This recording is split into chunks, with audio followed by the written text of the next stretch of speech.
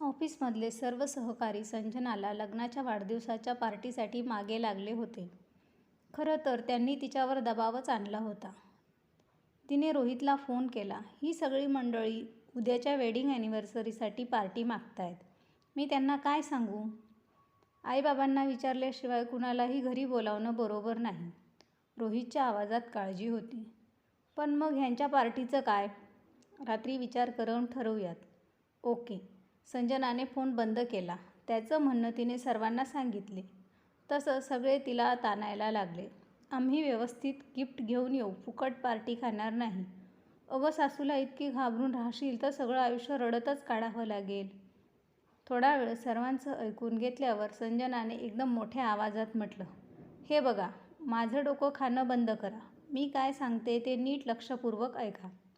उद्या म्हणजे रविवारी रात्री 8 वाजता तुम्ही सर्व जेवायला सागर रत्न रेस्टॉरंटमध्ये येता आहात. गिफ्ट आणणं कंपल्सरी आहे आणि गिफ्ट चांगली आणा. आणायचं म्हणून आणू नका. गिफ्ट घरी विसरून येऊ नका. तिच्या या घोषणेचं सर्वांनीच टाळ्या वाजवून स्वागत केलं. ऑफिस सोडण्यापूर्वी गीता मॅडमने तिला एकटीला गाठून विचारलं, संजना, तू हे पार्टीचं आमंत्रण देऊन स्वतःवर संकट तर नाही ना ओढवून घेतलंस? आता जे होईल ते बघूयात मॅडम. संजनाने हसून म्हटलं, बघ बाई, घरात फारच टेन्शन असलं तर मला फोन कर. मी सगळ्यांना पार्टी कॅन्सल झाल्याचं कळवेन. फक्त उद्याचा दिवस तू रडू नकोस. उदास अन दुःखी होऊ नकोस प्लीज. नाही मॅडम, जे काही रडायचं होतं ते मी गेल्या वर्षी पहिल्या मॅरेज ॲनिव्हर्सरीलाच आटोपून घेतलंय. तुम्हाला माहितीच आहे सगळं. हो गं, तेच सगळं आठवतंय मला. माझी काळजी करू नका मॅडम, कारण एका वर्षात मी खूप बदलले आहे. हे मात्र खरंय, तू खूप बदलली आहेस. सासूचा संताप, सासऱ्यांचं रागावणं, नंदेचं टोचून जिव्हारी लागेल असं बोलणं, याचा अजिबात विचार तुझ्या मनात नाही आहे. तू बिनधास्त आहेस. हे खरंच कौतुकास्पद आहे. हो ना मॅडम, आता मी टेन्शन घेत नाही, उगाचच भिवूनही राहत नाही. उद्या रात्री पार्टी नक्की होणार. तुम्ही सरांना अन मुलांना घेऊन वेळेवर पोहोचा. संजनाने हसून त्यांचा निरोप घेत म्हटलं. संजनाने त्यांची परवानगी न घेता ऑफिस स्टाफला पार्टी द्यायचं ठरवलंय हे ऐकून तिची सासू एकदम भडकली. ज्वालामुखीचा स्फोट म्हणायला हरकत नाही. आम्हाला न विचारता असे निर्णय घ्यायचा हक्क तुला कुणी दिला सुनबाई? इथल्या शिस्तीप्रमाणे, नियमांप्रमाणे वागायचं नसेल तर सरळ वेगळं घर करून राहा. आई, ते सगळे माझ्या इतके मागे लागले होते की काय सांगू. पण तुम्हाला जर ते आवडलं नसेल तर मी सगळ्यांनाच फोन करून पार्टी कॅन्सल केल्याचं कळवून टाकते.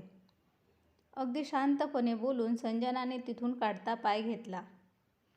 ती सरळ स्वयंपाकघरात जाऊन कामाला लागली.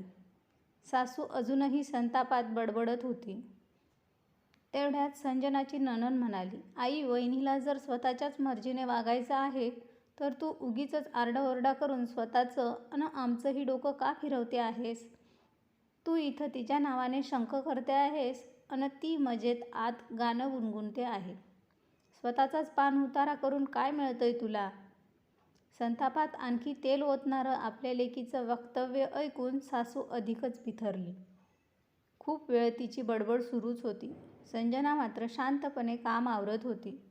सर्व स्वयंपाक तिने व्यवस्थित टेबलावर मांडला अन मोठ्यांदा म्हणाली, जेवायला चला, जेवण तयार आहे. सगळी मंडळी डायनिंग टेबलापाशी येऊन बसली. नणंद, सासू अन नवऱ्याच्या चेहऱ्यावर राग अजूनही दिसत होता.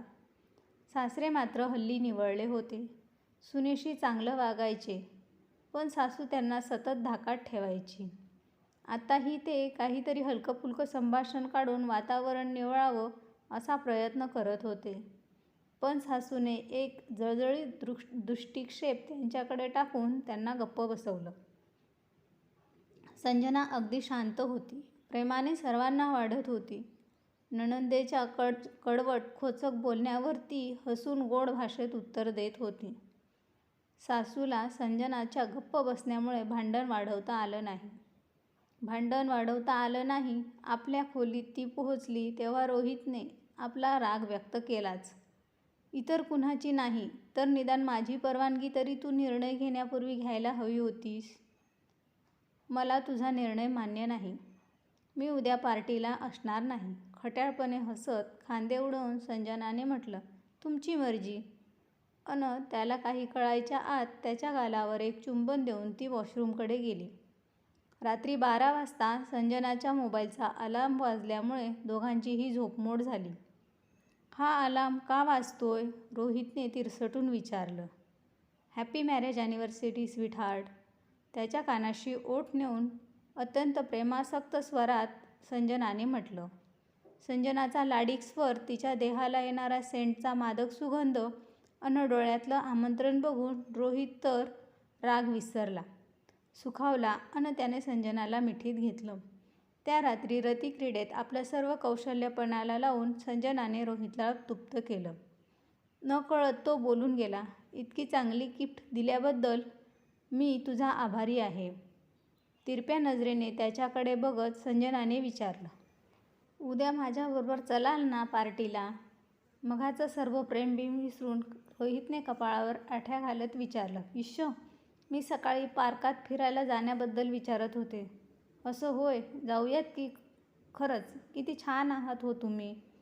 त्याला मिठी मारत संजनाने शांतपणे डोळे मिटून घेतले. सकाळी 6लाच उठून संजनाने आपलं आवरलं, छानपैकी तयार झाली. जागा झालेल्या रोहितने तिच्याकडे बघत म्हटलं, यू आर ब्युटिफुल. संजनाला हे कौतुक सुखावून गेलं. रोहित तिला जवळ घेणार तेवढ्यात त्याला चुकवून हसत हसत ती खोली बाहेर पडली. स्वयंपाकघरात जाऊन तिने सर्वांसाठी चहा केला. सासू सासऱ्यांच्या खोलीत चहाचा ट्रे नेऊन ठेवला त्यांच्या पाया पडून आशीर्वाद घेतले. चहाचा कप हातात घेत सासूने रागाने तिच्याकडे बघत विचारले, सकाळी सकाळी माहेरी जातेस आहेस का? आम्ही पार्कात फिरायला जातोय आई, अगदी नम्रपणे संजनाने म्हटलं. सासूबाईंनी काही म्हणण्याआधीच सासरे चहा पिता पिता म्हणाले, जा जा, सकाळी फिरणं आरोग्याला हितकारक असतं. तुम्ही अवश्य जा. जाऊ ना आई. कुठलंही काम करण्यापूर्वी माझी परवानगी घेणं कधी सुरू केलंस सुनबाई? आपला राग व्यक्त करण्याची संधी सासूबाईंनी सोडली नाही. आई, तुम्ही माझ्यावर अशा रागावत जाऊ नका ना. आम्ही लवकरच येतो म्हणत लाडक्या लेकीने आईच्या गळ्यात पडावं तशी ती सासूच्या गळ्यात पडली त्यांना काही समजण्यापूर्वीच त्यांच्या गालाचा हलकेच मुका घेऊन प्रसन्न वदनाने खोलीबाहेर पडली. बावचळलेल्या सासूला बोलणं सुधरेना. सासरे मात्र खळखळून हसले. रोहित आणि ती पार्कात पोहोचली तेव्हा तिथे त्यांच्या परिचयाचे अनेक लोक वॉकसाठी आले होते. वॉक घेऊन ते घरी दोघे तिथल्या प्रसिद्ध हलवायाच्या दुकानात गेले. दोघांनी फेमस आलू कचोरी जिलेबी खाल्ली. घरच्या लोकांसाठी बांधून बरोबर घेतली. 8 वाजता ती घरी पोहोचली बरोबर आणलेल्या वस्तू ब्रेकफास्ट टेबलावर मांडून सर्वांना खायला बोलवलं. इतका चविष्ट रोजच्यापेक्षा वेगळा नाश्ता बघूनही सासू व नंदेची कळी खुलली नाही. दोघेही संजनाशी बोलतच नव्हत्या. सासरेबुवांना आता काळजी पडली. बायको मुलगी दोघींचीही सुनेच्या बाबतीतली वागणूक त्यांना अजिबात आवडत नव्हती. पण ते बोलू शकत नव्हते. एक शब्द जरी ते सुनेची कड घेऊन बोलले असते तरी मायलेकींनी त्यांना फाडून खाल्लं असतं. ब्रेकफास्ट दुसरा चहा आटोपून संजना आपल्या खोलीत निघून गेली. थोड्या वेळाने ती खूप छान नटून थटून आली स्वयंपाकाला लागली.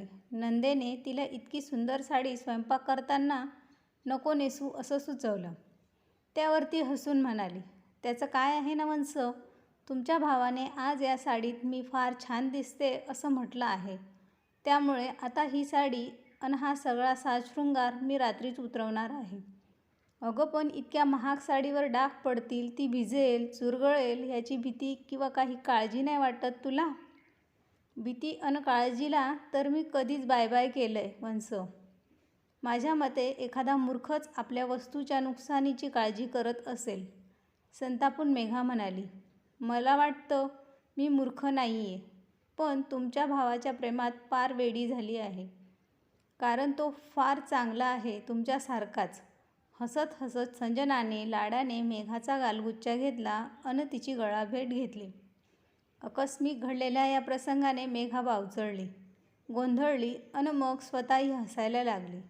संजनाने फक्त एक भाजी बाहेरून मागवली होती. बाकी सर्व स्वयंपाक तिने घरीच केला होता. पनीर पसंदा ही भाजी रोहितला आणि मेघाला फार आवडते, त्यासाठी तिने मुद्दाम ती बाहेरून मागवली होती. जेवायला सर्व मंडळी टेबलापाशी आली तेव्हा आवडता मेनू बघून मेघाची कळीच खुलली. मात्र सासूबाईंनी राग बोलून दाखवलाच. हल्लीच्या मुलींना ना उठसूट पैसे खर्च करायचा सोस आहे. पुढे येणारा काळ कसा असेल सांगता येत नाही. त्यासाठीच आधीपासून बचत करून पैसा शिल्लक टाकावा लागतो. जे लोक पैसा वाचवत नाही त्यांना पुढे पश्चाताप करावा लागतो.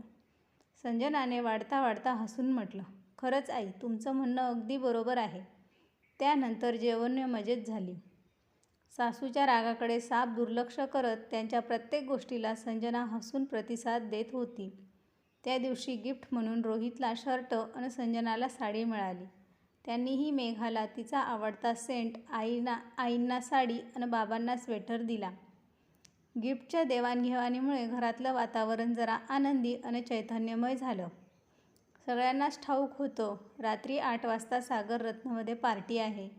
पण 6च्या सुमारास जेव्हा रोहित हॉलमध्ये आला तेव्हा ऐकूनच वातावरण भयंकर टेन्स असल्याचं त्याला जाणवलं. तुम्हाला पार्टीला जायचं असेल तर आमच्या परवानगीविना जा, त्याच्याकडे लक्ष जाताच आईने ठणकावून सांगितलं. आज खरं म्हणजे आपण सगळे मिळून कुठे फिरायला किंवा सिनेमाला गेलो असतो तर चांगलं झालं असतं, मेघाने फुनफुन केली. संजना पार्टीला जायचं नाही म्हणते. रोहितच्या ह्या बोलण्यावर ती तिघही दचकली. सुनबाई पार्टीला का जाणार नाही म्हणते? काळजीच्या सुरात बाबांनी विचारलं.